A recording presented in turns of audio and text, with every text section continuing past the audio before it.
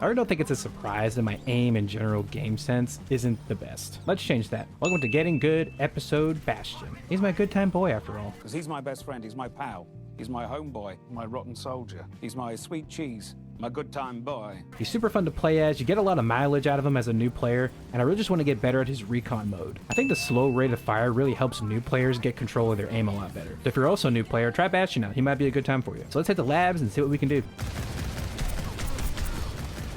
That's a great start. I start to get a better handle on things as the session goes on. I really tried to think about aiming with my whole arm and not just my wrist. And once I was able to turn my brain off and just aim mindlessly, it was actually kind of therapeutic in a weird way. If you have any general advice for improving your aim across multiple characters, not just Bastion, please let me know. Now what about game sense? I started doing some research and here's some of the advice that I found. Bastion works best at a poke distance, usually staying in the midline of where your team is. Not necessarily all the way back because there is damage drop off, but you don't want to be stuck out with your big body out in the front lines, you know, like I do every game. Support should be your main target with your ults, especially poor little Zenyatas. They just can't get away. Speaking of ultimates, it's better to use your ultimate after the fight has already begun. You don't want to open it with a fight because everyone already has their movement abilities and they can probably get away very easily. Once the fight's already taken place for a few seconds, or maybe your team gets a good pick, then that might be a good time to hit your ultimate and take out the supports or tanks or whoever else you can hit. And in the early rounds, your goal is to make tanks fear you. Anytime you see a tank out of position, punish the shit out of them. Take out all their health as quickly as you can.